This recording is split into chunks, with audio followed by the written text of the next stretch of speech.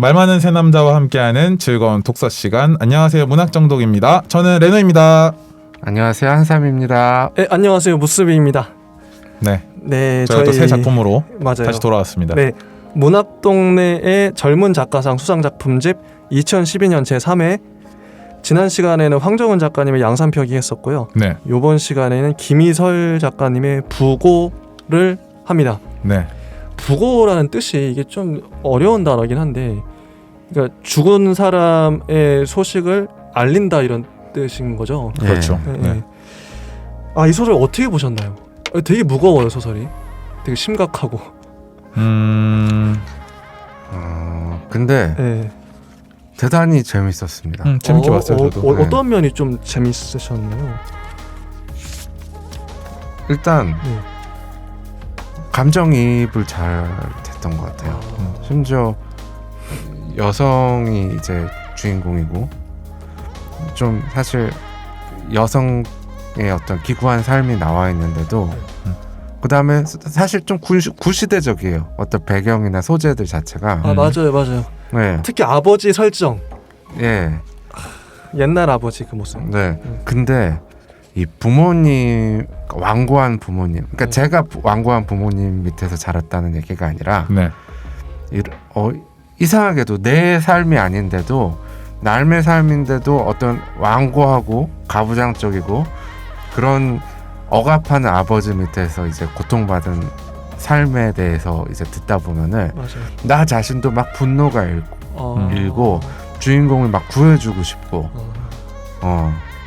내가 행복하게 해주고 싶고 네. 예, 그 처량하니까 막 그런 생각이 들더라고요. 예. 맞습니다. 레노님은 어떠셨나요? 사실 아직 물론 잘 모르겠지만 아직 제 나이 때에는 이렇게 부모님의 부고를 듣는 친구들이 많지는 않거든요. 맞아요. 어쩌다 한 명씩 있어요. 네. 그래서 이런 기분이 어떨까? 근데 이분은 이제 오히려 그런 부모님에 대한 좀 원망 이런 게 있기 때문에 이 부고를 들었을 때 슬프다는 감정보다는 그냥 아무 감정이 들지 않는 그런 느낌이잖아요. 그 느낌이 어떤 느낌일까에 대한 생각을 굉장히 많이 하게 된 소설인 것 같아요. 제가 잘 모르겠어서 그 감정을. 좋습니다. 이거 얘기하면서 한번 구체적으로 나눠보죠. 네. 저는 이거 어떻게 봤냐면요. 이런 소설이 네. 진짜 쓰기 어려운 게요. 사건이, 그러니까 주인공이 막 성폭행 당하고 막 하잖아요. 이런 거 쓰기 진짜 어려운 게, 자칫 잘못하면은 되게 선정적으로 되고, 또 잘못 쓰면은 그 진짜 성폭행 당한 분들이 상처를 입을 수 있단 말이에요.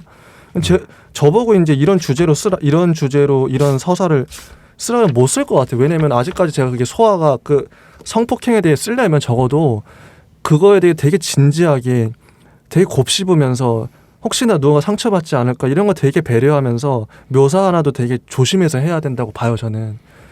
그렇죠. 근데 성폭행뿐만 아니라 되게 심각한 사건들, 뭐 역사적인 사건도 그렇고 5.18 소재로 소설 쓴다? 이거 되게 진짜 무거운 거고 진짜 조심해야 되거든요. 자칫 잘못하면 항의 들어오고 고소 들어오고 난리 나요. 근데 이런 걸로 썼다? 이렇게 무거운 주제를 이렇게 썼어? 근데 저는 그래서 읽으면서 이 작가님의 내공이, 이게 읽어보시면 아시겠지만 가볍게 안 느껴져요. 이런 거 잘못 쓰면 되게 우스워 보일 수 있거든요. 뭐 이딴 식으로 썼어? 뭐 이렇게 선정적이게 이렇게 욕먹기 딱 좋은 소재인데, 근데 이렇게 좀 뭐랄까, 어떻게 보면 담백하게, 저는 이런 류의 소설을 볼 때마다 놀라요. 이런 주제를 이렇게 표현했다고? 저는 좀 공부하는 입장에서 내가 이런 주제를 쓸 수 있을까 과연? 그런 맥락이 하나가 있고요. 이것도 앞으로 좀 나눠보겠지만, 또 하나의 맥락이 뭐냐면, 이게요, 사건이 되게 인위적이에요. 그러니까 다 뭔가 작가가 신처럼 이 사건들을 조작한 느낌이 들어요. 그런가요? 왜냐면 네. 뭐 뒤에도 나누겠지만, 네. 이 화자가 성폭행을 당해요. 근데 그 화자의 새엄마도 성폭행을 당했죠. 그러니까 서로가 이제 우리 쌤쌤이네, 그래가지고 서로 공감한단 말이죠. 이런 설정, 이건 설정이에요, 그냥.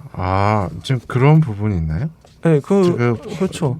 새 어머니가 그런 네, 나도 어. 그랬다. 그러니까 너를 이제 안다. 이게 서로 안다 이런 거죠. 아무튼 이거 좀 뒤로 그게 가면서 그 부모님이 이혼하고 그런 거에 대한 거 아니었나요? 공통점이라고 말하는 게? 아니요, 저는 그게 그 새엄마도 예전에 그런 뭐 성폭행을 당한 경험이 있기 때문에 이해를 한다 이런 식으로 해석을 했었는데 네네네. 아무튼 좀 한번 봐보죠. 네, 일단 네. 들어보겠습니다. 이게 저한테 지금 문제작이라서 123쪽. 아 이게 첫 문장부터가 강렬해요. 이게 읽어볼게요. 네. 역한 비린내가 났다.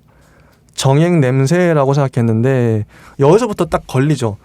이 첫 문장부터 걸리는 게 되게 많은데 역한 비린내를 하필 정액 냄새라고 봐요. 전 그러면서 이 사람은 되게 그 뭔가 좀 이런 걸 그러니까 좀 그런 성행위를 즐기는 사람인가? 그런데 이게 나중에는 의미가 있더라고요. 읽어보면 알게 돼요. 왜 정액 냄새라고 느낄 수밖에 없었는지. 정액 냄새라고 생각했는데 비 때문이었다. 창턱이 빗물로 흥건했다. 전화벨이 울렸다. 시계를 보니 새벽 3시였다. 네 엄마가 죽었다. 엄마는 담담했다. 이게 문장이 되게 이상하지 않나요? 네 엄마가 죽었다는 말을 엄마가 얘기를 해요. 이게 가능한가? 이게 문장이 가능한 문장인가? 처음에는 살짝 혼란스러웠어요. 근데 밑에 보면 또 이유가 나오죠. 그쵸. 네. 그래서 계속 보면은 네. 이게 그러니까 그 다음에 이제 아버지가 같이 오라신다. 나는 팬티를 입는 상준을 쳐다봤다. Why? 상준이는 또 영어를 해요? 이 상준이 누구지? 이게 엄마가 죽었대. 상준이 나를 껴안았다. 맨살에 닿는 상준의 몸은 여전히 뜨거웠다. 슬프겠다 은희. 상준이는 이 화자를 완전히 공감하지 못해요. 너 슬프겠다. 슬프겠네. 슬플 것 같아. 이런 거죠, 그냥 툭 던지는 말. 슬프겠다, 은희. 저는 그렇게 생각하지 않았어요. 네. 어떻게 생각하세요? 이거는 이게 그 한국어가 어설프기 때문에 이렇게밖에 말을 할 수 없는 거고 오히려 영어로 솔직히 해석을 해보자면은 이거 한국어 서티기 때문에 이런 단어를 쓸 수밖에 없었다. 그런가? 저는 앞에 문장을 보면은 예. 그 어떤 문장의 기술이라고 해야 될까요? 예. 그러니까 엄마가 엄마의 부고를 전해준다는 거죠. 맞아요. 그게 핵심이에요. 이 문장이. 예. 근데 여기서 굳이 새엄마나 그 친엄마나 이런 표현, 부가적인 표현을 쓰지 않고 왜 안 썼을까요? 그것도 궁금해. 예. 헷갈리게 일부러 네. 헷갈리게 쓴 거예요. 그러니까 저번 소설에서도 약간 그런 게 있었는데 저번에 합평했던 근데 그 이제 작가님들이 즐겨 쓰는 방식인 것 같아요. 그러니까 의문을 갖게 하고 그 의문에 집중하게 해가지고 이 내용을 조금 더 파고들게 독자로 하여금 파고들게 하는 거. 예.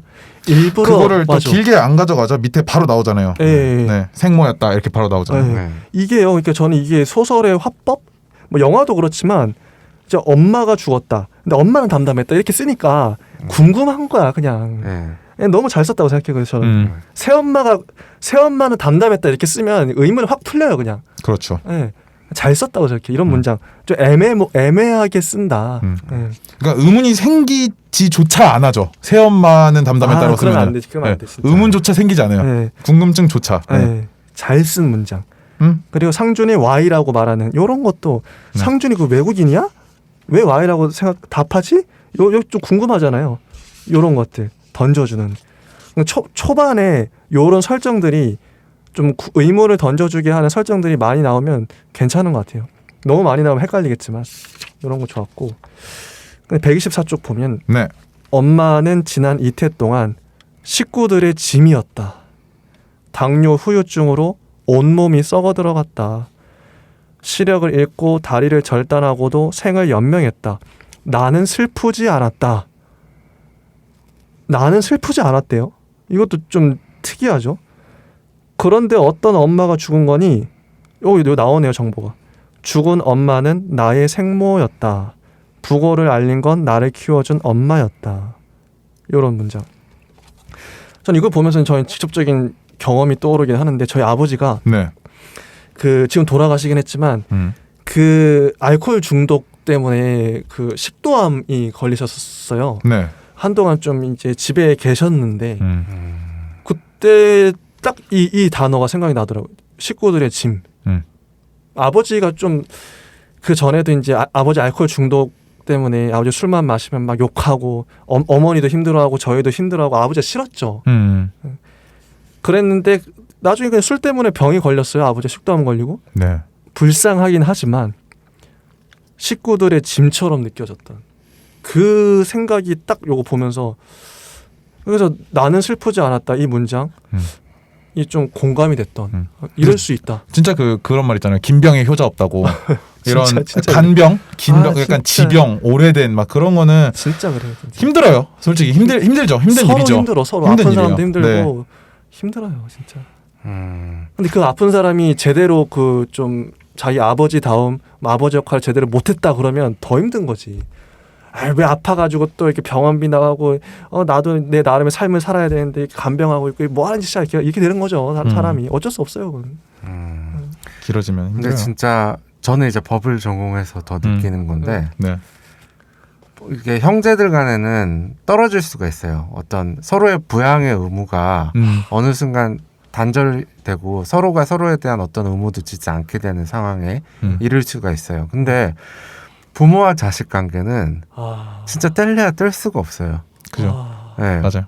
그러니까 그게 인간의 도리로서도 그렇지만 그렇긴 하죠. 아무리 나를 어떤 내팽개치고 그다음에 냉담하게 대했어도 정말 또 자식된 도리에서 그래도 내가 존재하는 이유니까. 네, 존재 이유. 네. 또 법적으로도 부양 의무가 존재해요. 네, 그걸 벗어나니까 참 힘들죠. 방치하면 안 되는구나 자식이. 그렇죠. 그러니까 어쩔 수 없이 잊고 싶은 사람인데도 그 뭐 구청이나 이런 걸 통해서 연락이 올 때도 있고 너의 네. 부모가 지금 거동을 아예 못하는 상황이고 보살핌이 필요하다. 음. 그래서 결국에는 그 소식을 알아야 되고 신경을 써야 되고 그렇죠. 고통스럽죠. 돈이 네. 나가고. 네, 돈이 나가고. 정말 식구들의 짐이네요, 짐. 그런 경우. 저는 그래서 나중에 제 노년을 생각해 보면 내가 나중에 결혼하고 아이를 낳을 텐데 식구들의 짐은 되지 말아야겠다. 이런 생각을 하긴 해요. 뭐 모든 부모님이 하지 않을까요? 네. 적어도 짐은 되지 말아야지. 그래서 어떤 재테크를 하고 계신 재테크보다는 건지. 지금은 뭐 재테크보다는 그냥 운동을 하고 운동 진짜 열심히 하고 있어요. 내 몸 하나 이제 좀 건강하게 해서 나중에 좀 깔끔하게 죽자. 병 걸리지 말고. 술도 많이 마시지 말고. 술은 좀 좋아하긴 하는데. 근데 운동을 진짜 열심히 하시는 것 같은 열심히 게 하긴 제가 해요. 처음에 봤을 때보다 이 팔뚝이 변화가 이게 보이나요? 나 모르겠네. 대단해요. 많이 변했어요. 감사합니다. 네. 좋은 변화. 식구들의 짐은 내지 말자. 네. 이런 거고요. 그 다음에 엄마가 죽었다는 말을 못했다. 내게는 살아있는 엄마도 있다. 설명하자면 길었다. 그다음에 원영 선배가 갑자기 전화를 하죠. 근데 이 주인공은 그 대필인데 논문을 대리로 써주는 그 불법적인 일을 하는 것 같아요. 논문 대필. 네, 논문 네. 대필을 해서 뭐 종종 TV에 많이 나오죠. 유명인들의 그 네. 대필 논문. 뭐 이런 거. 네. 그런 공부는 잘했어요. 이분이 대필하면서 살고 있는데 원영 선배가 그런 일거리를 논문을 계속 대주고 있는 거죠. 저도 사실 이런 부탁 많이 받았습니다. 오. 네. 근데 실제로 저는 저를 위한 논문은 써본 적이 없어요.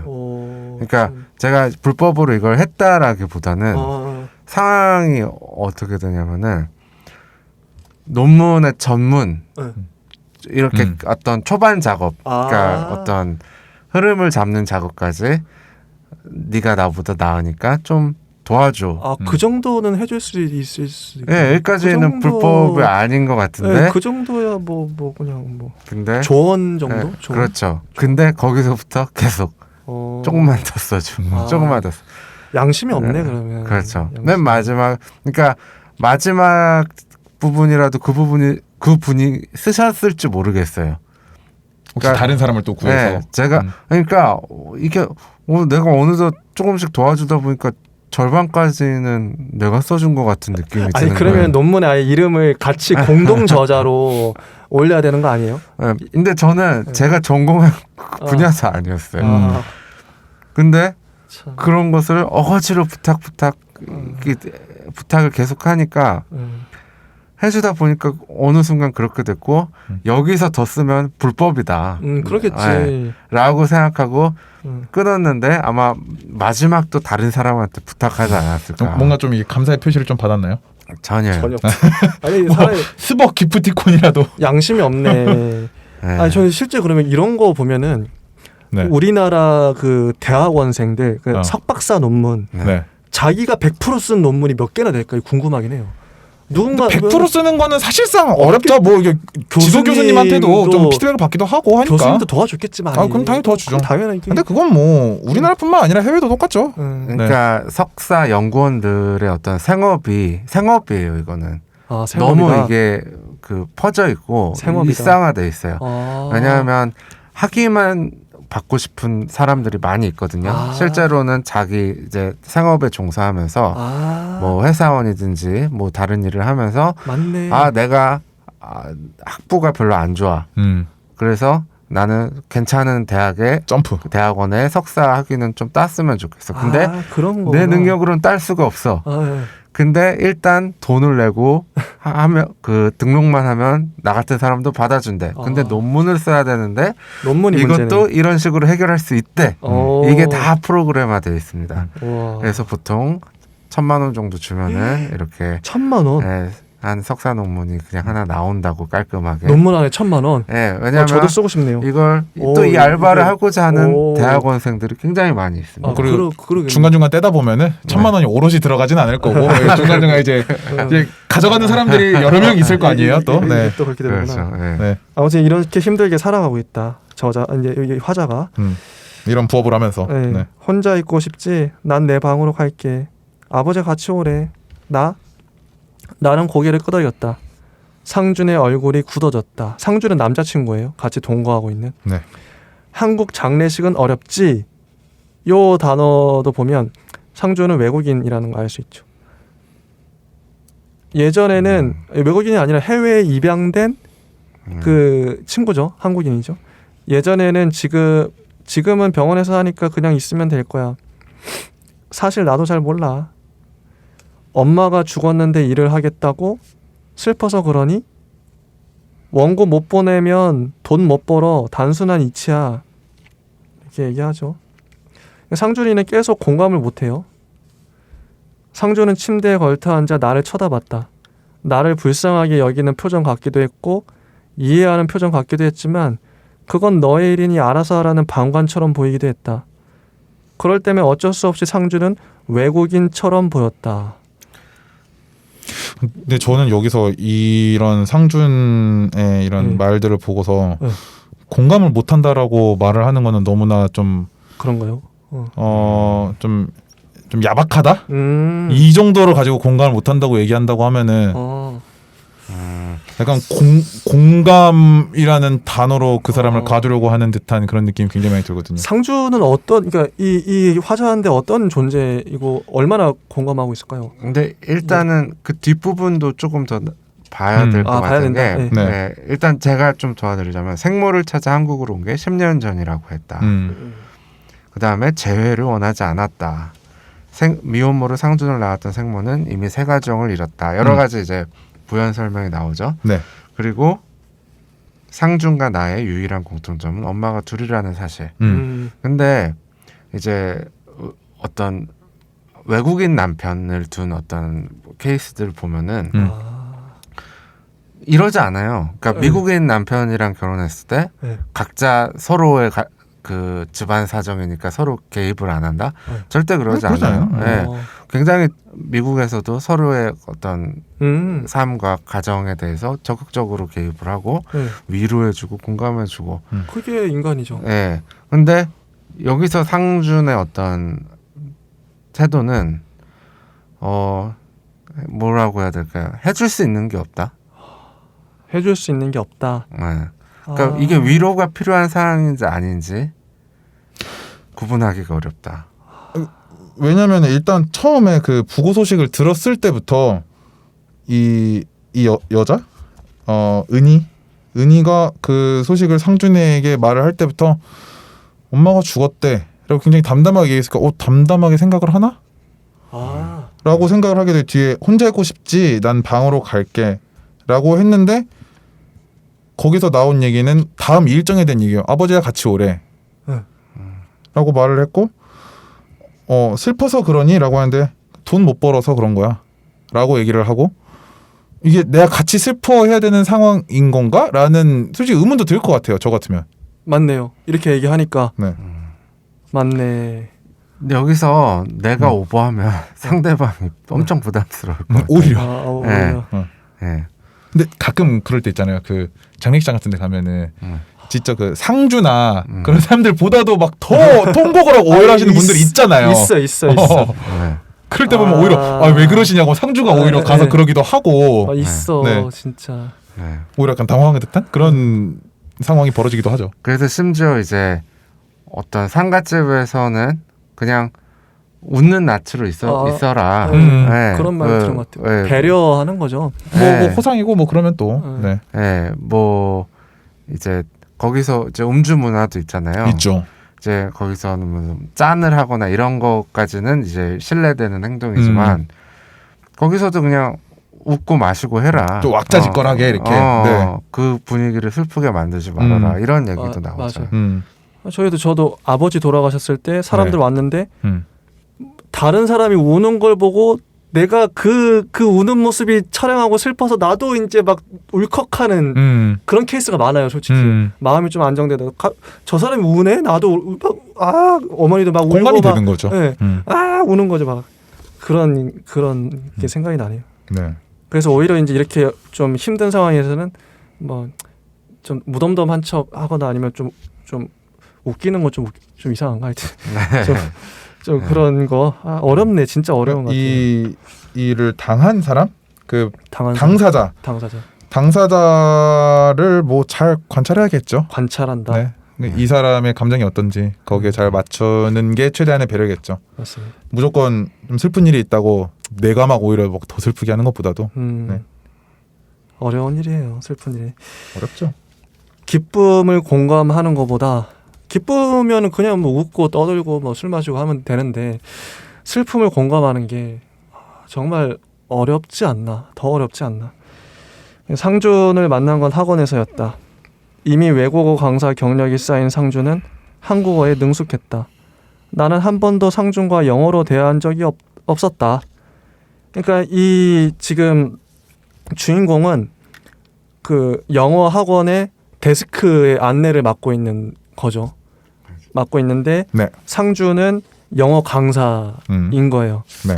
둘이 이제 썸을 타고 이제 동거를 하게 됐다. 네. 126쪽에 보면 학원의 강사들은 내게 먼저 인사를 건네지 않았다.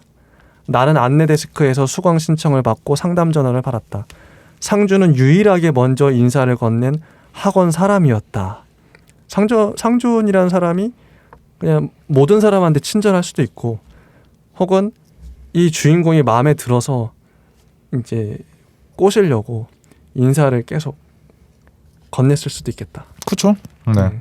그런 생각이. 이렇게 인사가 중요합니다. 인사가 중요하죠. 인사가 시작이죠. 네, 정말 중요해요. 상준과 나의 유일한 공통점은 엄마가 둘이라는 사실이었다. 그런데도 상준은 나를 이해한다고 했다.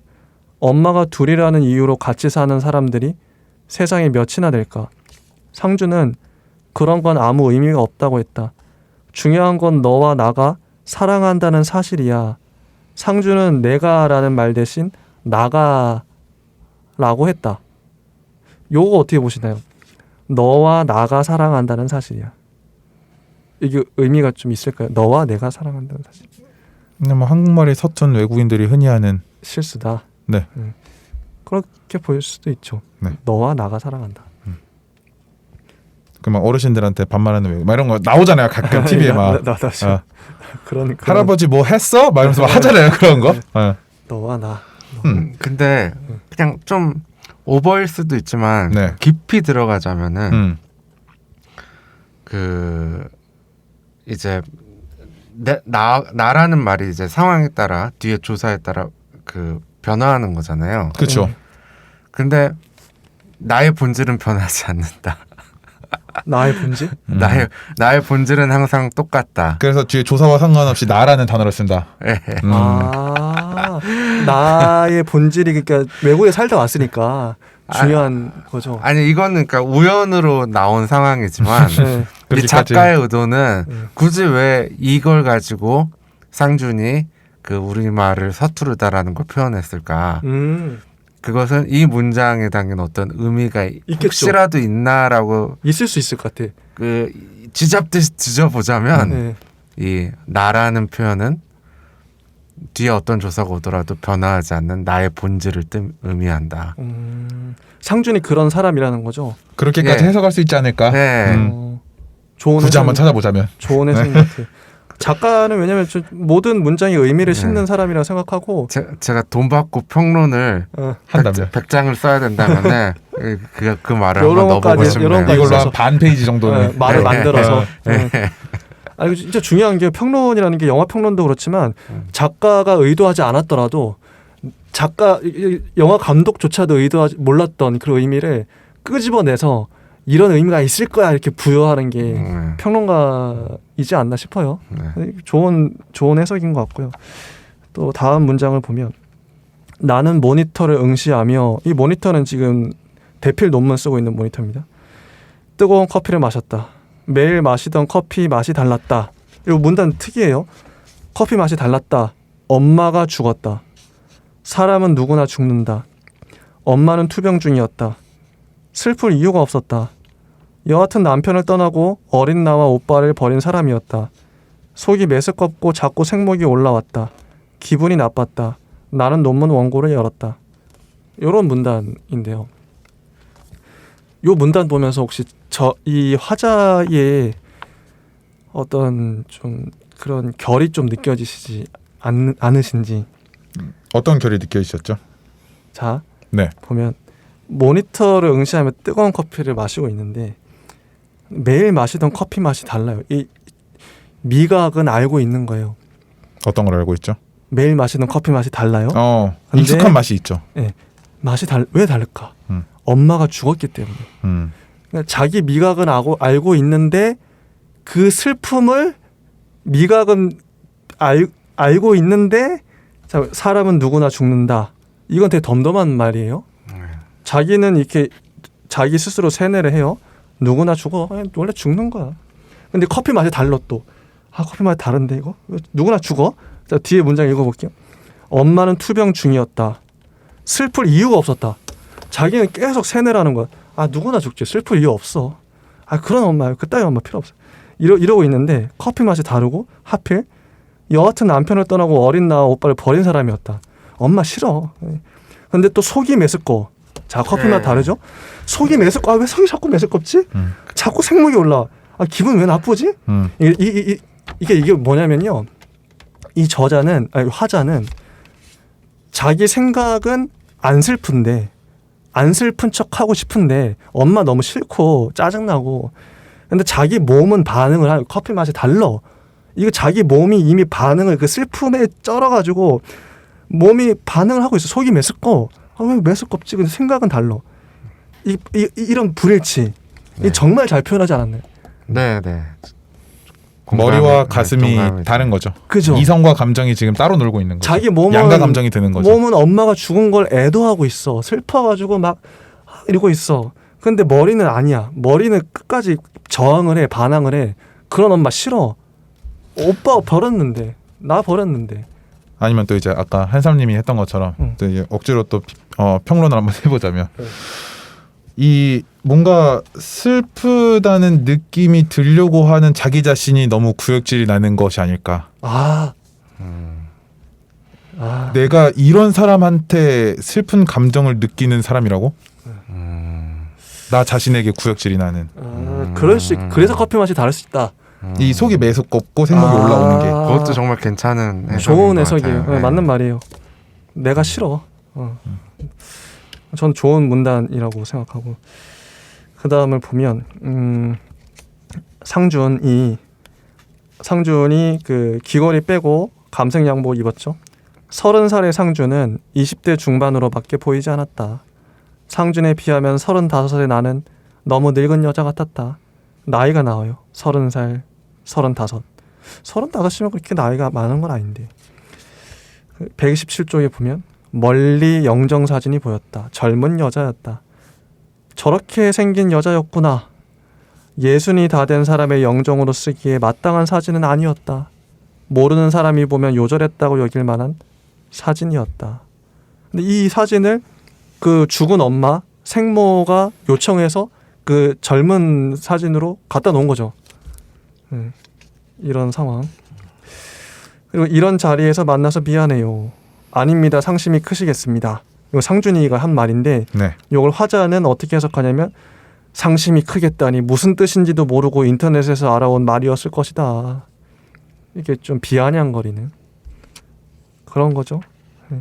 화자와 상준의 거리가 항상 있어요. 화자는 상준을 그렇게 신뢰하지 않는 것 같아요. 절해라 하면서 불쌍한 사람이라고 아버지가 장례를 치러주자 했다. 이런 식으로. 내가 서운할지 모르겠다만 나는 할 만큼 했다 은희야. 이렇게 나옵니다. 진짜 무책임한 말투예요. 아 네. 이런 말투가 네. 상대방에 대한 배려가 전혀 없는 거. 왜냐하면 여기서 더 그렇게 느껴지는 거는 상대방이 서운해하는지 아닌지조차 관심이 없어요.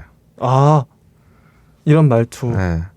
알 바 아니거든요. 이 주인공 은희 입장에서 죽은 친엄마는 솔직히 말해서 알 바 아니고 그냥 뭐 마치 자기를 위한 것처럼 네. 할 만큼 했다. 그냥 그렇게 느껴져요. 아 진짜 여기 나오는 아버지 진짜 꼴불견인데 이게 아침 드라마에서 보는 예전에 구시대의 아버지상 정말 고지식하고 그런 아버지상이라고 생각해요. 네. 128쪽부터 나오면 네. 예, 문단을 보면 읽어볼게요. 이게 썰처럼 나와. 썰 옛날 썰 자기 어렸을 때 썰이 나온 거 드디어 나오죠. 과거사인데 죽은 엄마가 집을 나간 건 내가 초등학교에 들어가기 전이었다. 이게 한이 맺혀서 이제 얘기를 하는 거죠. 67살 즈음이니 기억이 있을 법한데도 떠난 엄마의 기억은 전무했다. 대신 어둑한 방 가운데 우두커니 앉아있던 아버지만 선명하게 기억이 난다. 자다 깨보면 어김없이 아버지가 엄마의 빈자리를 노려보고 있었다. 섬뜩하잖아요. 아, 전현이 도망갔네 하면서 그거를 아버지가 막 눈을 부릅뜨고 빈자리를 보고 있는 거죠. 아버지의 검은 실루엣을 목도할 때마다 가위에 눌린 것처럼 숨이 턱 막히곤 했다. 어린 이 딸 화자는 얼마나 아버지가 무서웠을까. 엄만 도망가고. 3살 위인 오빠가 중학생이 된 이후에는 내가 상을 차렸다. 얼마 지나지 않아 쌀을 안 칠 수 있었다. 소시지나 감자를 식용유에 볶고 고춧가루와 참기름으로 단무지를 묻혔다. 김치찌개나 된장찌개도 끓였다. 상차림뿐 아니라 청소와 빨래도 내 몫이었다. 다른 아이들이 고무줄을 뛰어넘고 친구 집으로 몰려가 숙제를 하는 것처럼 집안일은 나에게 당연한 일이었다. 오빠 대신 언니가 있었으면 했다. 그러면 언니가 나 대신 일하고 언니가 나처럼 살았을 테지? 그럼 나는 지금과 다르게 살고 있었을 것이다. 아버지는 초등학교 교사였대요. 근데 129쪽에 가면 자기 전 아버지는 이것도 되게 특이한데 다시 남매를 안 쳤다. 그러고는 자신이 꺼내온 책을 소리내어 읽었다. 나에게는 세계 명작이나 전래동화를, 오빠에게는 한국 단편 소설들을 읽어주었다.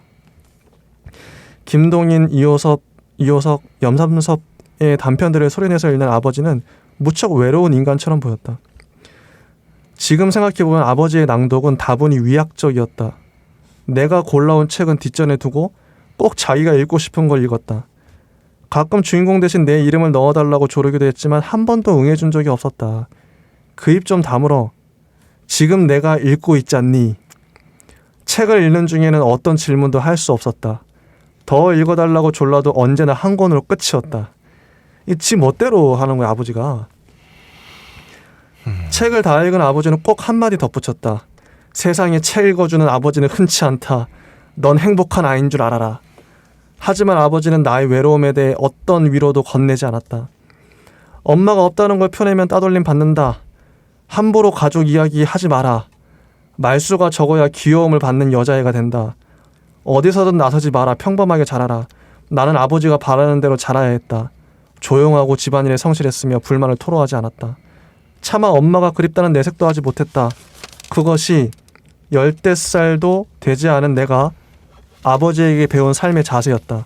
엄마 없이 자라는 여자아이의 마음 따위는 아버지의 관심사가 아니었다. 요런 내용이에요. 이게 생각할 게 굉장히 많은 것 같아요. 읽다 보면 숨이 턱턱 막혀요. 이런 아버지, 진짜 이게 근데 좀 요즘 아버지가 이런 타입은 없을 것 같긴 한데 옛날 좀 한 7, 80년대 아버지 상이랄까? 그러니까 턱턱 이 아버지가 응. 의도하는 거는 그러니까 그 사람의 의도라고 해야 되나요? 그 사람의 생각은 아, 뭔지는 알 것 같은데 아, 말을 너무 그 대화를 하지 않고 명령. 명령까지는 아니고요. 네, 명령까지는 아니고 그냥 대화하는 방법을 배우지 못한 남자. 네. 근데 이게 사실 지금 현 시대에도 자기중심적인 사고를 하는 사람은 굉장히 많아요. 엄청 많죠. 어. 엄청 많죠. 맞아, 근데- 많을 거예요. 근데 문제는 부모가 자식한테 자기중심적인 사고관으로 교육에 임하면은 그건 정말 끔찍한 것 같아요. 왜냐하면 그냥 사회에서 어떤 자기중심적인 사고관을 가진 사람과 맞닥뜨렸을 때 사실 그냥 대처할 수 있죠. 근데 문제는 아이들은 진짜. 아버지한테 세뇌당하고 그 고통을 어떻게 지금 자기가 받는 어떤 스트레스 내지 또 심하게 보면 학대까지도 볼 수 있는 이러한 것들을 그냥 성인이 될 때까지 심지어 성인이 되고 나서도 거기에 길들여져가지고 계속 받고 살아야 돼요. 그 학대와 스트레스를. 그렇죠. 근데 여기에서 아버지는 진짜. 저 초등학교 교사잖아요. 아, 그러니까 자기가 남들보다 교육에 대해서 더 정확하게 알고 있다라고 하는 그런 어떤 완고함은 진짜 표현하기가 어렵죠. 저는 사실 살면서 많은 사람들을 보고 또 그 중에서 이제 자기중심적인 사고방식을 가진 사람들도 여럿 있는데 네. 근데 정말 그 사람이 그 자기 초등학생 자녀한테 어떤 식으로 이제 행동한다라는 걸 들었을 때 그 순간은 진짜 소름이 끼쳐요. 진짜요. 예. 아, 그러니까 너무 자기 확신에 가득 차가지고 자기 아. 방식이 옳다고 믿는데 내가 설득할 여지가 없어요. 왜냐하면 예를 들어 제 나이가 그 부모와 자식의 한 중간 정도 되는 정도 되기 때문에 저는 이제 그 초등학생 자녀의 어떤 그 마음이 이해가 가더라고요. 그러니까 뭐는 되고 뭐는 안 되고 그 다음에 그 부모는 또 의사였는데 또 본인이 공부를 잘했다고 하니까 자기가 심지어 어떤 교육을 전공한 사람보다도 더 뛰어나다고 생각을 하고 나의 경험으로 봤을 때 네. 내가 이렇게 공부를 잘했으니까 네. 진짜 위험하네. 예. 아, 핸드폰은 언제부터 되고 라면은 몇 살부터 또 먹어야 되고 몇 살부터? 이게 다 정해져 있더라고요. 자기가 정해. 자기가 신이야. 왕이야, 왕. 그래서 정말 몹시 소름이 끼쳤습니다. 아, 진짜. 예. 근데 또 그게 너무 심하면 안 되지만 또 근데 그런 고민은 또 되잖아요. 애가 막 맨날 햄버거 피자 먹고 싶다고 해서 맨날 사줄 수도 없고 그것도 그래. 또 그것도 그래. 진짜. 먹지 마라고 말은 해야겠고 아. 근데 그게 심해지면 이제 말씀해 주신 그런 분들이 되는 거고 네. 네. 아, 저는 그래서요. 그런 진짜 세상에서 제일 불쌍한 사람들이 어떤 사람일까 생각을 해보면 그런 아이들은 솔직히 아무것도 몰라요. 그냥 부모의 거울이에요. 아이들은 따라하는 거죠. 그냥 부모가 자기 세상의 거의 전부니까. 좀 생각해보면 그런 거, 우리 집에 항상 아버지 어머니가 있는데 아버지를 닮아가는 거죠. 그런 아버지 싫다고 하면서도 어느 순간 나는 아버지처럼 가고 있고 아마 누구나 그럴 거예요. 아버지 알코올 중독이면 자식도 알코올 중독인 케이스가 많고 이런 것들 이 상황 자체가 그러니까 적어도 뭐 아버지가 자녀들의 어떤 교육에 관심을 가졌다고 긍정적으로 아니야. 볼 수도 있고. 그렇죠. 완전 방치는 아니니까. 그러니까 아니야. 방치보단 나은 상황이 방치보단 낫죠. 낫다고 볼 수 있는 여지도 있고 또 그렇지 않고 아예 차라리 방치하는 게 더 낫다라고 하는 경우가 있어요. 근데 이거는 근데 어머니가 없는 특별한 상황이기 때문에 뭐 어떻게 말을 하기는 어려워요. 근데 일반적으로 이제 교육 전문가들이 말하는 건 적어도 정상적인 가정에서 양 부모가 있는 경우에는 아버지의 무관심이 훨씬 효과적이다라고 얘기를 아버지 하더라고요. 무관심. 네. 차라리 아버지가 아무것도 하지 마라. 네. 진짜 웃겨. 요새 보면은 부모들이 차라리. 엄마도 있고 아빠도 있는데 둘 다 잡더라고요. 아이들을. 잡는다. 네. 근데 또 그게 그런 얘기가 있어요. 그 부부끼리 그러니까 나는 이렇게 애한테 관심을 많이 썼는데 왜 당신은 이렇게 관심도 쓰지 않고 나 뭐 애들은 나만 키우냐 이렇게 될 수도 있기 때문에 억지로라도 하는 사람이 또 있거든요. 그 멘트 유명하죠. 나 혼자 하냐고. 어디서 많이 듣던 멘트인데. 많이 들었나요? 어디서 들었죠? 아니 드라마 이런. 드라마. 네. 혹시 또 숨겨두신 혹시. 아니 그런 거. 아니 이게 진짜요. 네. 그러니까 그 아이와의 관계도 있지만 부부간의 관계가 또 있기 때문에. 맞아. 네. 저는 나중에 이제 뭐 어쨌든 결혼을 할 생각이고 부모가 되고 싶은데 애 낳았을 때 교육을 어떻게 해야 될지 너무 두려워요. 내가 좀 교조적 이 아버지처럼 이 정도까지는 아닐지라도 강압적으로 야 너 뭐 이빨 닦아야 되면 몇 시까지 들어와 이런 애가 그걸 어떻게 받아들이냐에 따라서 애는 작은 거 하나에도 평생 상처가 될 수 있고 나는 어떻게 좋은 아빠가 어떻게 될 수 있지? 이런 거 읽으면서도 나는 이런 아버지가 안 된다는 보장이 있나? 뭐 이런 생각이 드는 거예요. 뭐 정답이란 건 없으니까요. 근데 저는 여기 나온 아버지 행동이 솔직히 나쁘다고 생각을 하는데 나쁘죠. 근데 아버지 입장에서 이러한 공포감이 있었을 거예요. 그러니까 저도 이제 중학생들을 학원에서 가르쳐 보는 일을 했는데 그 중에서는 일부 한두 명 정도는 편부모 가정도 있었을 거란 말이죠. 있었겠죠. 그죠. 네. 네, 맞아요. 근데 공통적으로 보면은 한 분 남으신 부모님께서 더 좀 뭐라고 해야 되지? 열성적이라고 해야 될까요? 그럴 수밖에 없겠다. 왜냐하면 엇나갈 거라는 불안감. 맞아. 한 명이기 때문에 부모 중에 한 명만 있기 때문에 그래서 이렇게 하는 거구나. 엇나갈 확률이 훨씬 커라고 생각하고 더 엄하게 하는 경우.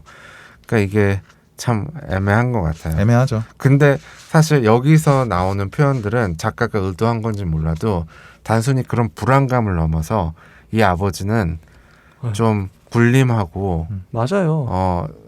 좀 자녀의 고통을 완전히 외면하는 그런 성향을 가지고 있어요. 조금 더 세게 표현을 했죠. 네. 근데 뭐 모든 일이 그렇듯이 이게 또 이제 이 화자의 입장에서 설명한 글이기 때문에 이게 또 또 이 그런 것만 모아놓다 보면은 또 이게 강화된 뭔가 좀 이게 더 강화되잖아요. 이게 뭔가 좀 과장된 표현일 수 있다. 과장되진 않았다고 그럴 해도 수도 있다. 과장이 안 됐을 수 안 됐어도 과장이 되지 않은 것이라도 이런 약간 슬펐던 스트레스 받았던 안 좋았던 경험들만 모아놓으면 안 좋은 사람이 되거든요. 맞아요. 네. 아니, 좋은 일도 분명히 있었겠지. 까먹은 것도 있을 있었겠지. 거고. 네. 기억이라는 게 그렇거든요. 하나의 사건을 끊임없이 곱씹는가.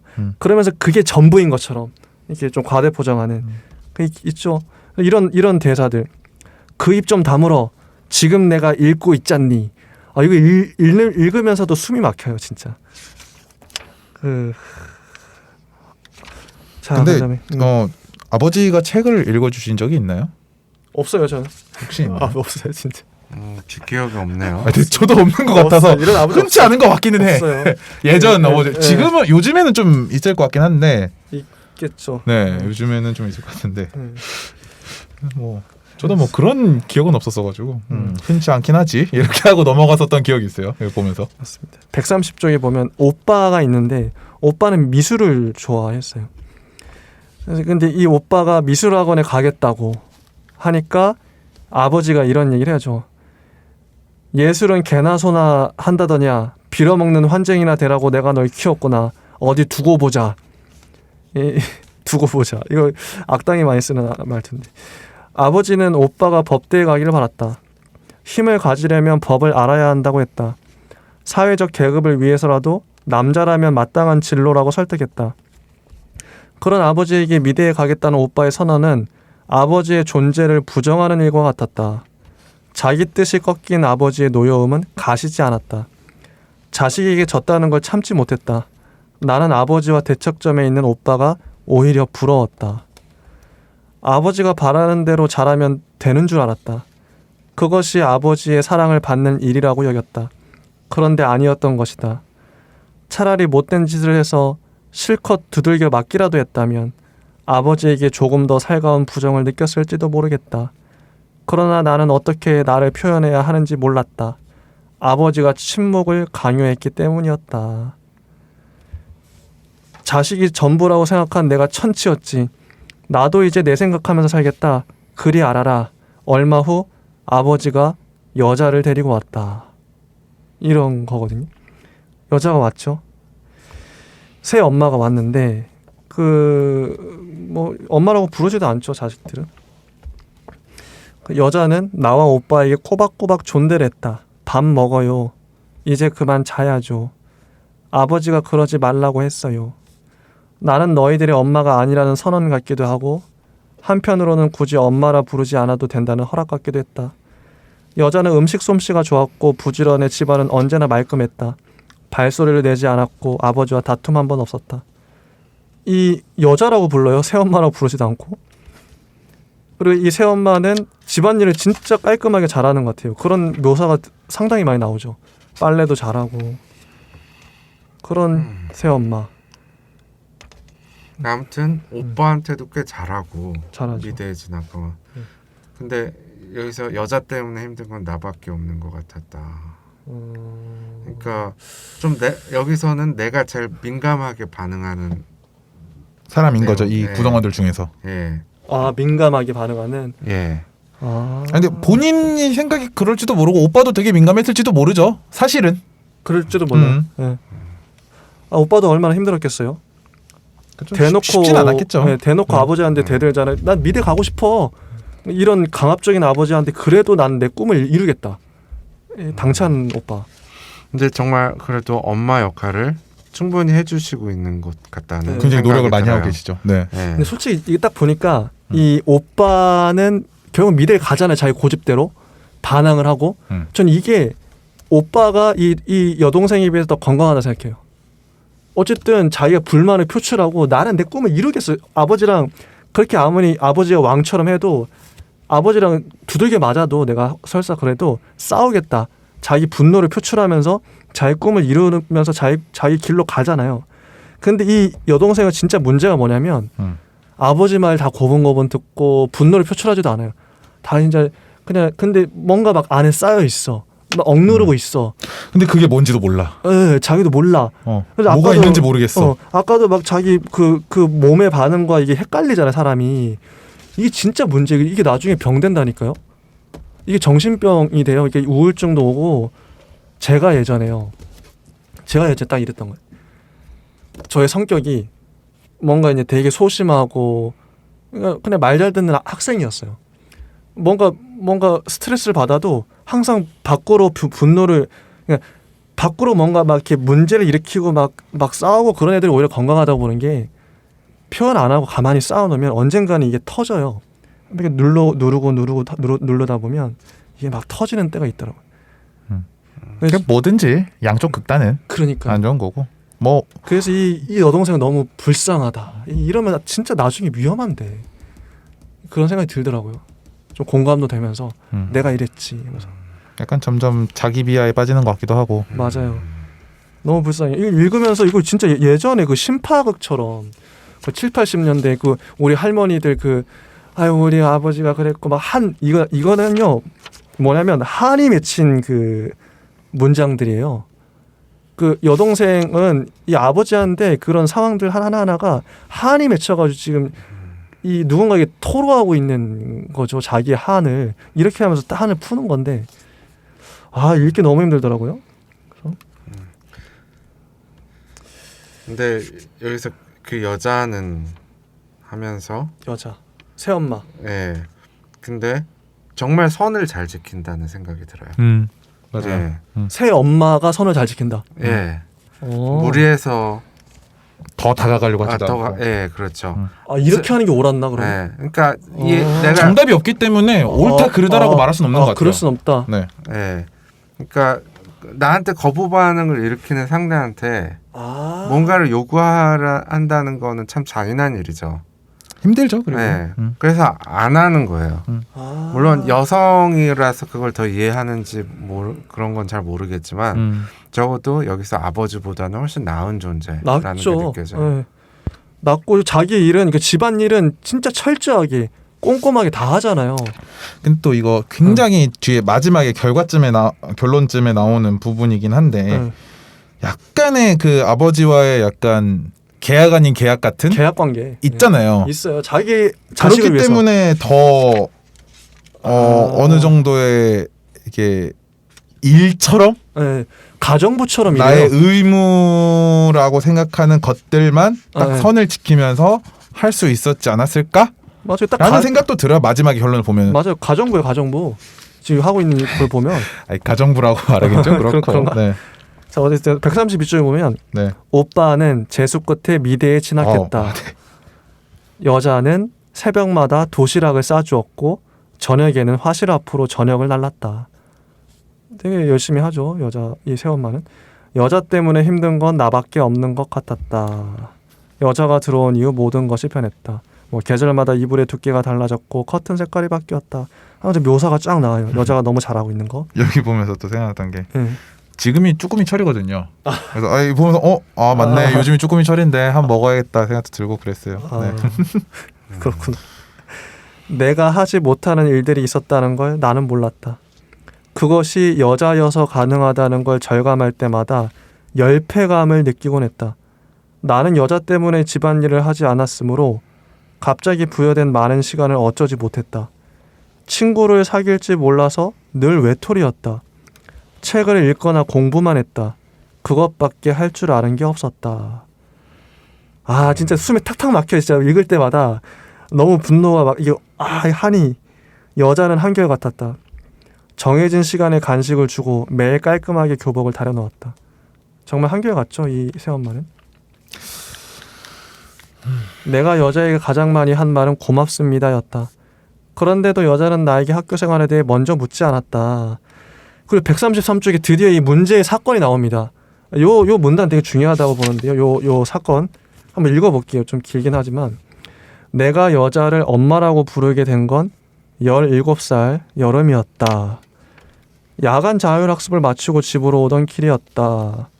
집 부근에 남자애들 4대씩 모여 있었다. 그중 하나가 내 이름을 불렀다. 또래로 보였지만 아는 얼굴은 아니었다. 너 이 집 살아? 그런데 나는 주춤 물러섰다. 무리가 나를 애웠었다. 아버지 딸이라 이거지? 뭐? 어딘가 낯익은 생김새였다. 비밀 하나 알려줄까? 너 누구야? 너희들 뭐야? 남자애가 담배를 피워 물더니 고개를 끄덕였다. 무리 중에 둘이 내 두 팔을 잡았다. 왜 이래? 남자애가 비죽 웃더니 뺨을 올려쳤다. 소리 지를 엄두가 나지 않았다. 맞은 뺨을 감싼 채 뒤돌아섰지만 나를 둘러싼 남자애들 때문에 도망칠 수도 없었다. 근데 이제 이 네. 상황을 네. 다 낭독하기에는 좀 그런 것 같고 너무 왜냐면, 많죠. 너무 많죠. 많기도 하고 또 거부감이 들 수도 있는. 그럴 수 있겠다. 이게 네. 너무 이제 좀 묘사가 예. 그렇죠. 이거 그러니까 상황은 그런 거예요. 성폭행을 당한 거예요 남자애들한테 예. 끌려가가지고 그런 상황이에요. 근데 이제 이 상황이 그 딸이 정신을 차리고 나서 맞아요. 이제 그 집에 오게 되고 부모님들은 그걸 가지고 이제 논쟁을 벌이는 게 좀 충격적이죠. 요 대사를 그렇죠. 한번 읽어볼게요. 요 대사 논쟁을 그런 사람이 그런 말을 해 신고를 하자고 동네방네 소문낼 일 있어? 숨기는 게 은희에게 더 큰 상처가 될 거예요. 당신이 뭘 알아? 여자 인생이 어떤 건지 당신도 잘 알잖아. 은희 잘못이 아니잖아요. 그걸 은희 혼자 감당하게 하려는 당신이 더 이기적인 거라고요. 가만두면 조용해질 일이야. 그런데 신고를 해? 나는 그런 생각을 하는 당신이 더 의심스러워. 왜 긁어 부스럼을 만들어? 제 인생을 생각해 보세요. 은희가 저처럼 되지 말라는 보장을 누가 해요? 이렇게 나오죠. 그래서 은희가 저처럼 되지 말라는 이거 보면서 이 새엄마도 예전에 성폭행을 당했던 근데 그게 아닌 것 같아요. 그건 아닌가요? 저도 그건 아닌가? 내가 잘못 해석했나? 그러니까 네. 그런 건 아니구나. 그러니까 이제 여기서도 숨겨진 존재예요. 그러니까 그 새엄마이자 아무튼 새 처잖아요. 그러니까 그러기 때문에 이제 어떤 존재를 감추고 살고 있는 그런 상황인 것 같더라고요. 그렇죠. 예, 새로 이렇게 여자를 만났다라는 말을 아예 주변에 아예 하지 않는. 그렇죠. 맞아요. 이런 걸 뭐라고 부르죠? 이런 첩? 그러니까 첩은 아니고. 첩은 아니고. 근데 어쩌면 첩인 상태일 수도 있어요. 왜냐하면 결혼 관계가 종료가 안 됐을 수도 있어요. 법적으로 종용 안 됐다면 네. 이 전 생모와. 네. 더욱이나 그런 상황이라면은 완전히 다른 사람한테 비밀로 했을 수 있죠. 예. 근데 뒤에 보면 이제 주변에 그 누구에게도 알리지 않고 알리지 비밀을 잘 간직해온 아버지라고 나오잖아요. 약간 뒤쪽에. 그러니까 저도 이 부분을 읽었을 때 저처럼 되지 말라는 얘기가 뭘 말하는 건지를 계속 저도 몰라가지고 그게 참. 그래서 이제 뒤까지 쭉 읽고 그 다음에 뒤에 이제 평에서도 그런 말이 나오는 것 같더라고요. 여기서의 나처럼 되지 말라는 거는 그러니까 본인의 어떤 첩으로서의 기구한 삶 약간 이런 식으로 얘기를 하는 것 같더라고요. 첩으로서. 그리고 약간 저는 이렇게 뭔가 존재를 부정당하니까 없는 사람이 된 거잖아요. 이 새엄마는. 진짜 없는 근데 사람이다. 이제 은희가 있던 일을 없는 일로 만들어야 되는.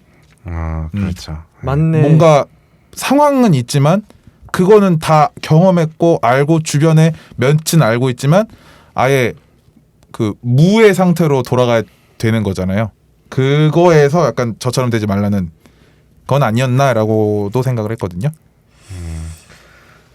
이런 또 논쟁이 나오고 그러니까 제가 좀 도와드릴게요. 그러니까 그 다음에 이제 또 아까 그 사건에 이어서 기억을 나오죠. 잃은 부분에 대한 구체적인 묘사가 나와요. 묘사가 나오죠. 이 부분도 이제 힘들어요. 독자분들은 읽어보시기를 그냥 읽으시면 될 것 보고 같아요. 그리고 그 다음에 이제 아버지의 대사. 다시 이제 엄마와 아버지가 논쟁을 벌이는 그 상황으로 돌아와서 내 새끼가 내 새끼를 해쳤다고 고발하라고? 나는 못해. 차마 그렇게 못하겠다. 뭐 결국에는 아버지가 근데 이제 엄청 충격적이죠. 근데 여기서 말하는 내 새끼가 그러니까 내 새끼가 내 새끼. 한 명은 이 딸이라는 건 알겠는데 그러니까 그 해친 누구지? 사람은 누굴까요라는 게 누구지? 이제 나중에 등장하게 되는 것 같아요. 맞아. 또 다른 딴 데서 낳은 아들이 있는 것 같아요. 맞아. 네. 그리고 이제 너 혼자 아버지를 갖겠다고 앙심을 품고 이 딸 앞에 나타나서 해코지를 한 거죠. 아니 얘도 특이한 게 그 왜 앙심을 품었는데 왜 갑자기 딸한테 이렇게 해코지를 그러니까 아버지한테 그런 것도 아니고 아까 무수비님이 말씀하신 것처럼 약간 자기적인 작가님의 어떤 의도가 보이기는 해요. 그렇긴 해요. 사실 이렇게까지 상황이 극단으로 극단적으로 치닫지는 않죠. 예.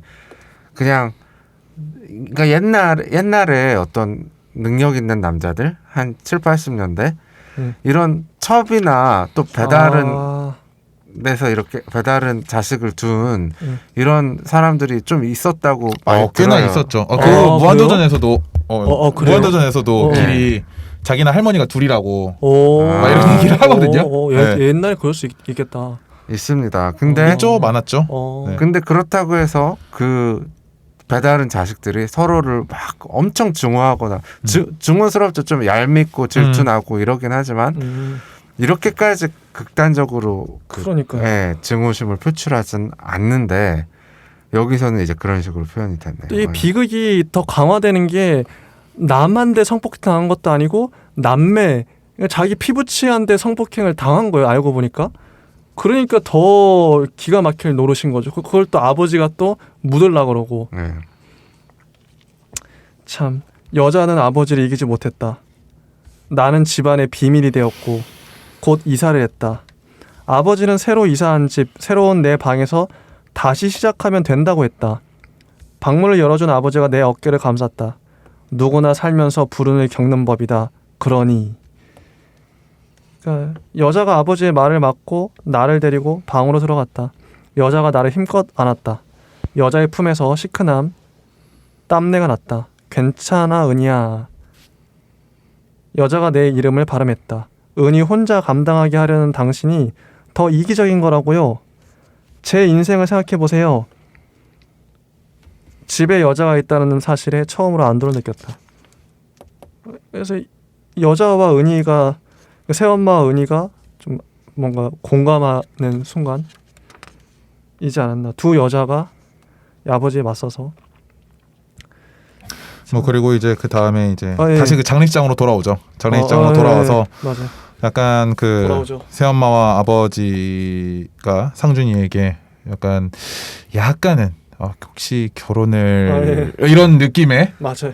하는 게 어떻을까 뭐 이런 느낌으로 상준으로서는 몹시 불편한 굉장히 얘기가 불편하죠. 시작됩니다. 아. 그래가지고 살짝 불편한 티가 나기도 해요. 네. 불편한 티가 나기도 하고 그렇게 한 다음에 이제 뭐 외국에서는 음. 부모의 의지에 의해서 당사자들이 결혼하고 말고가 절대 결정나는 그건 법이 없죠. 이상하죠. 네. 오히려 그 부모님을 만나 뵀더니 막 이상해가지고 파토가 나는 경우가 있어도 네. 부모님 막 결혼해라 해서 하는 그런 거는 네. 잘 또 없으니까. 네. 그래서 거기에 대해서 약간의 불편함을 보이는 이제 그 멘트가 은희와 거기까지 말해본 적 없습니다. 뭐 이런 정도의 말 맞아 네, 맞아 네. 맞아. 그렇게 하고 그 영정 사진에 대한 것도 뭐 이제 아버지가 뭐 이런저런 얘기를 하고 그리고 맞아, 그 얘기 나오죠. 수의를 입히고 보내드리죠. 그렇게 하고 다시 현실로 돌아오죠. 학원으로. 이거 마치 맞아. 얼마 전 추석을 보는 듯한 느낌 아닙니까? 네. 꿈꾼 듯한. 네. 저는 이번 네. 코로나 때문에 뭐 친척들을 보지는 않았지만 어, 코로나가 아니었다면 피해갈 수 없었던 그런 상황이기도 하죠. 네. 그 진짜. 코로나가 아니었다면은 항상 배로 내려가시나 봐요. 그렇지 이제 다 그렇게 멀리 살지 않거든요. 네. 네. 아 여기서 참. 뭐 이런저런. 네. 네. 맞아요. 하고서 이제 학원으로 돌아옵니다. 이제 현실로 일을 하러. 맞아요. 돌아와서 네. 근데 상준이와 헤어지죠.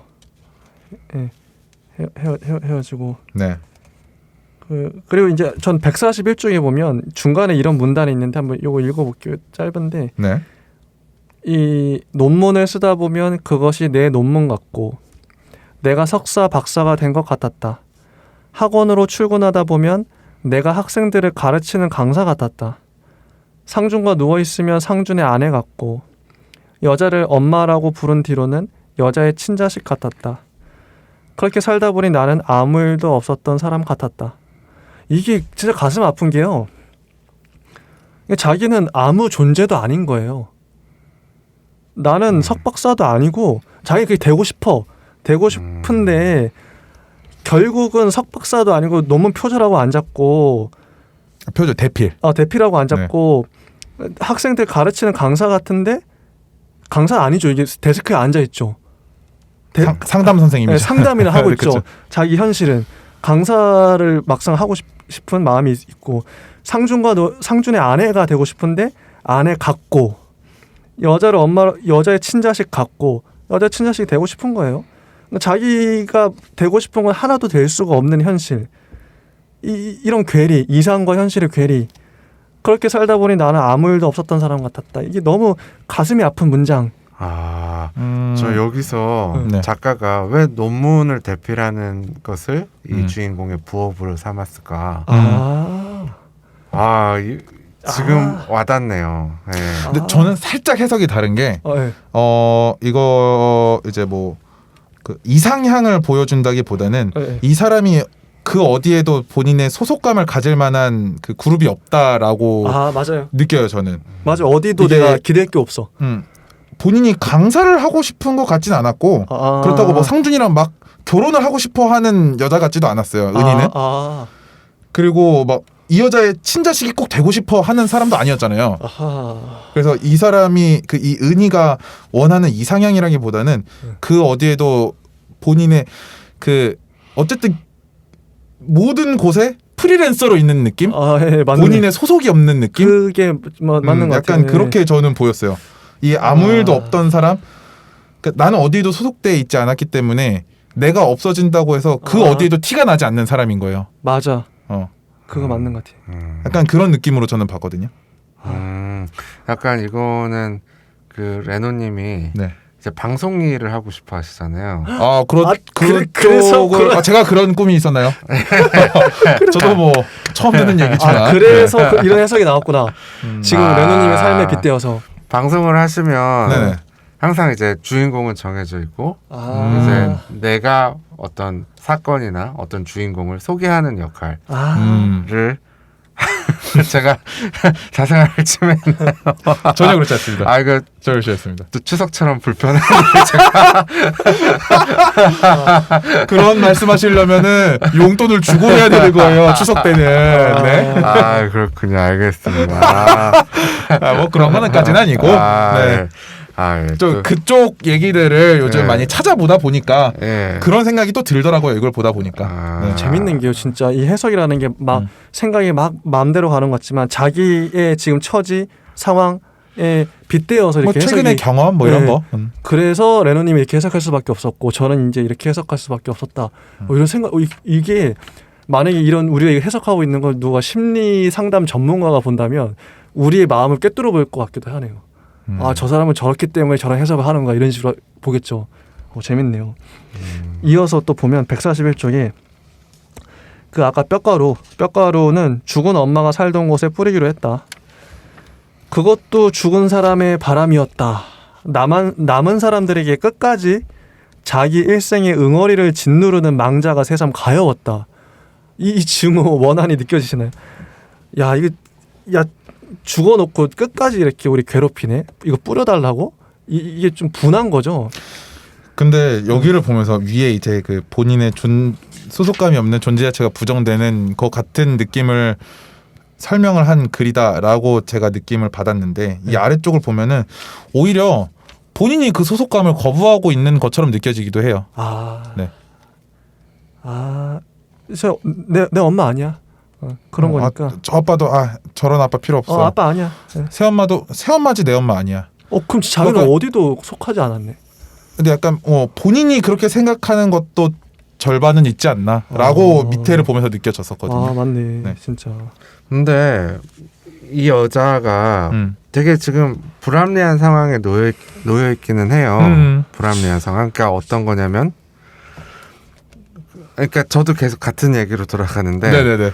논문을 써도 나의 업적이 아니고 그러면서도 그걸 써야 되는 어떤 지금 쓰지 않으면은 생존의 위협을 받는 상황이고 그 다음에 그 상준의 아내가 아닌데 상준의 아내처럼 지금 동거를 하고 있고 그러니까 맞아요, 뭐라고 저는 생각이 드냐면은 진짜 네.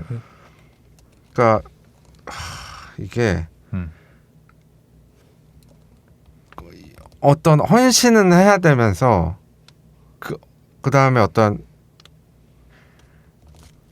이게 참 말로 표현하기가 어렵네요. 네, 근데 이제 스스로 충분히 불합리하다고 느껴질 것 같아요. 왜냐하면 자기가 친자식이나 아내로서 뭐 또 어떤 논문을 쓴 사람으로서 받아야 될 대접은 아무것도 받지 못하는 비합리적인 상황이 몹시 힘들 것 같다는 생각이 들어요. 네. 그리고 아버지가 뒤로 물러서면서 네가 뿌려라 이 명령을 하는데 오빠가 한국에 없다는 사실이 새삼스러웠다. 앞으로 아버지와 엄마에 관한 일들은 모두 내 몫이 될 것이었다. 뼈가루가 물 위에 둥둥 떠다녔다. 두어 번 손으로 꺼내 뿌리다가 유골함을 통째로 뒤집어 엎었다. 허연 가루가 제멋대로 날렸다. 짜증이 나서 그냥 부어버린 거거든요. 덮어버린. 참. 근데 여기 이런 장면이 나와요. 저만치의 엄마가 웅크려 앉아 있었다. 엄마가 이게 냉이를 한 움큼 지어줘서 여기 잔뜩 있다 이렇게 줘요. 이 냉이의 의미가 뭘까요? 이 은희야, 엄마가 방금 캔 냉이 뿌리의 흙을 탁탁 털었다. 너는 늘 혼자 방에서 책만 읽는 애였다. 밥 먹으라고 불러도 도통 단번에 나오지 않았지. 그래서 네가 책을 만들거나 글을 쓰는 사람이 될 줄 알았어. 그런데 거짓말을 하면서 살 줄은 몰랐다. 나는 그게 속상해. 그렇게 살지 마. 비밀을 만드는 사람은 결국 외롭게 되어 있어. 나는 아무 말도 하지 못했다. 엄마가 다시 냉이를 찾아 자리를 옮겼다. 엄마의 등은 동그랗고 작았다. 너는 강한 아이야. 속은 문드러졌겠지만 적어도 허투루 사는 애는 아니지. 그게 늘 고마웠어. 내가 해줄 수 있는 일이 없어서 미안했고 그걸 꼭 말하고 싶었다. 돌아오는 차 안에서 엄마는 연신 냉이 이야기를 했다. 차 안에서는 흙냄새가 가시질 않았다. 흙냄새 때문이었는지 멀미를 하지 않았다. 이런 거거든요. 뭔가 살짝 해소가 됐죠. 멀미를 하지 않는 거 보니까. 아, 해소가 됐네. 살짝은. 네. 아, 엄마한테 치유를 엄마가 했던 말. 예. 이 사람은 자기가 내 맘대로 한 것도 아무것도 나는 아빠 말만 들으면서 살아왔고 그랬는데 그 새엄마가 보기에는 너는 강한 아이였고 허투루 사는 애가 아니었고 그게 항상 고마웠고 그런 말을 들으면서 조금은 치유가 된 게 아닌가. 냉이가 또 생명력이 강할 것 같은 느낌이 들어요. 그 땅의 그 혹독한 추위를 이겨낸 그 봄에 나는 냉이. 냉이가 향이 참 좋죠. 아, 향이 좋다. 사실 정확하게 어떻게 생긴지 잘 모르겠어요. 저도 잘 몰라서 냉이의 습성을 잘 모르겠네요. 네. 그런 끈질긴 생명력 이런 거 아닐까? 네. 그리고 그 뒤로 예, 뒤로 보죠. 네. 상준의 방이 깨끗하고 네. 그 책상 위에 메모가 있었는데 영어가 등장해요 갑자기 소설에. 네. 번역도 없이 그냥 영문이 그대로 네. 나와 있습니다. 이걸 어떻게 해석하라는 거지? 네. 근데 정말 끝까지 번역은 안 돼 있어요. 안 돼 있어. 근데 제가 짧은 영어 실력으로 네. 조금이나마 네. 번역을 기대하겠습니다. 해석을 해보자면 네. 좋아요. 나 또한 힘든 시간을 보냈고 하지만 세상에 대한 다른 관점으로 그것을 극복했다.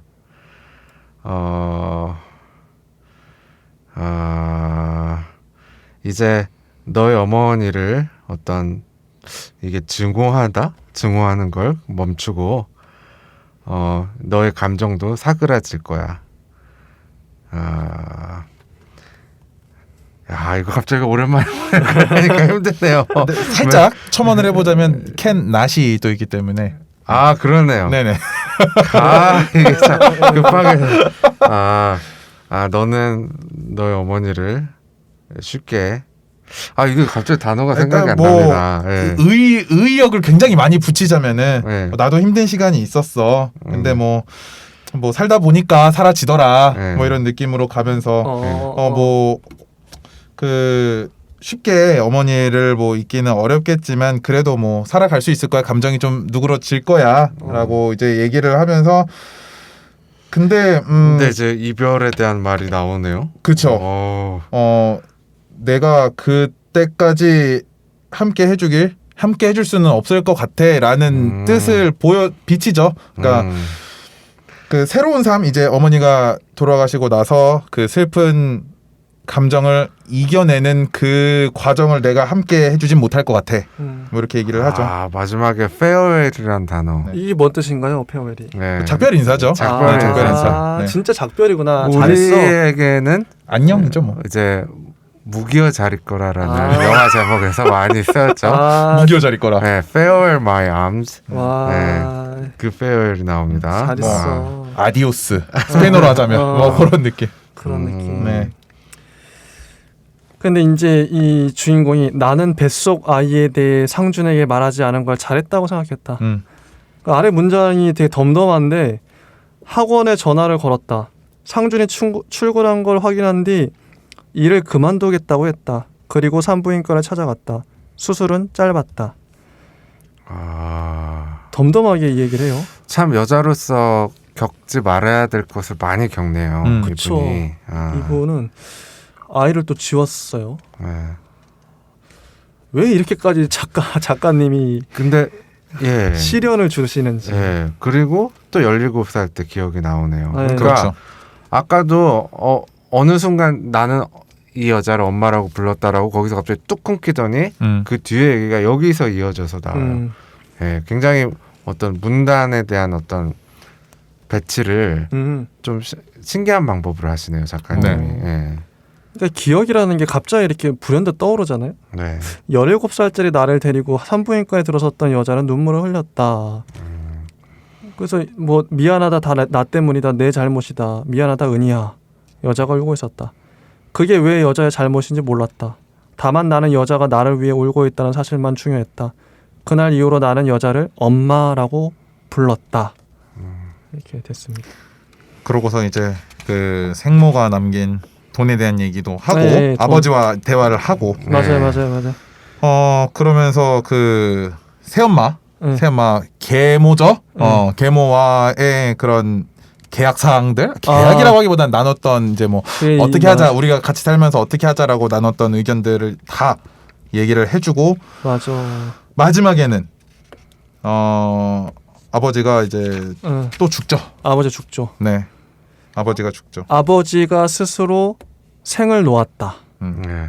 아 저는 그 전에 그 장면도 좀 흥미로워요. 네, 어떤 그 이제 돈 얘기를 하면서 이제 나 그 딸한테 물려줬다라는 얘기를 하면서 이제 그 돈을 받기 싫다고 격렬하게 거부를 하는데 네, 근데 그 새끼는요 나한테 그 짓을 한 아버지가 싸질 놓은 그 새끼는요 이 얘기를 처음 여기서 꺼냈죠. 아 여기서 화를 내네요. 네, 드디어. 네. 근데 작년에 사고로 죽었다고 합니다. 아마 그 이 자기 배다른 남마한테 그렇게 몹쓸 짓까지 한 거 보면 아주 양아치 중에 양아치였던 것 같아요. 그랬겠죠. 네, 아마 사고도 되게 허무한 아, 사고 치다가 이제 응, 본인의 과실로 인한 사고로 죽었을 확률도 있고요. 맞아요. 물론 이건 추측이지만, 응. 예, 결국 이렇게 혈연들의 어떤 약간 뭐라고 해야 되죠? 연속된 네. 부모가 계속 들어오죠. 어떤 저주받은 혈연의 관계가 거의 다 종료가 돼버리고. 인연들이 다 끊기고 있죠 이제. 네. 그 솔직히 계모도 이제 떠난 거고. 네. 아버지도 자살한 게 자기 아버지도 알았던 것 같아요. 자기가 이제 자식들한테 얼마나 상처를 많이 줬는지 죄책감이 많이 있었던 것 같고 그래서 스스로 생을 놓지 않았나. 이 아버지도 참 불쌍해요 어떻게 보면. 그러니까 딱 그 예전의 부모님들 그 자식을 바라보고 살았던 자식 하나만이 나의 인생의 목표다. 맞아. 라고 살았기 때문에 본인의 인생에 대해서는 돌아볼 시간이 없었던. 맞아요. 그렇기 때문에 자식이 떠나고 나면은 네. 내 인생에 남아 있는 게 없는. 네. 왜냐면 내 인생은 자식들이 전부였으니까. 그리고 마지막에 이제 그 새엄마와 이제 이렇게 괜찮아요 엄마. 그제야 여자가 소리를 내어 울기 시작했다. 나는 날이 새도록 여자의 울음을 오래오래 들어주었다. 그 바로 딱 앞에 나오는 이제 문장이 나에게 미안하다는 말을 한 유일한 사람도 여자였다라는 말이 나오는데 이것도 조금 딱 뭔가 울림이 있었어요. 네. 저는 이 장면도 이상적이었어요. 아버지를 만나고 돌아와서는 나는 여름 감기를 앓았다. 근데 이게 부정적으로 느껴지지가 않아요. 그러니까 뭔가가 해소된 느낌? 해소됐다. 오히려 이게 어떤 그런 게 있더라고요. 어떤 힘들었던 관계가 끝나면은 저도 갑자기 이런 감기를 심하게 앓을 때가 있어요. 맞네. 네. 맞네. 이게 이제 다 정리를 하는 차원에서 이제 마지막으로 한마디씩 하고 끝내면 되겠네요. 딱 한마디만 더 하자면은 좋습니다. 이 마지막에 젖은 흙 냄새가 훅 끼쳤다라는 문장이 나와요. 근데 지금 아까 처음에 읽을 때, 두 번째 읽을 때는 몰랐던 건데 지금 보이는 게 아까 그 냉이를 얘기하면서도 흙 냄새가 나면서 멀미가 멎었고 그거는 이제 생모에 대한 죽음 이유였고 이때도 이 흙 냄새가 훅 끼치면서 그 아버지에 대한 부고를 듣고 나서도 흙 냄새를 또 맡고 맞아요. 또 하나의 포인트가 될 수 있을 것 같아요. 똑같은 흙 냄새를 연속해서 또 배치하면서 누군가의 부고 이후에 사람은 흙으로 돌아간다 이건가요? 공수래 공수가 자연으로 돌아가는 좋습니다. 한 줌 흙으로. 그래서 이 소설을 네. 이제 마지막으로 평하면 어떻게 얘기할 수 있을까요? 이 소설 뭐라고 할 수 있을까요?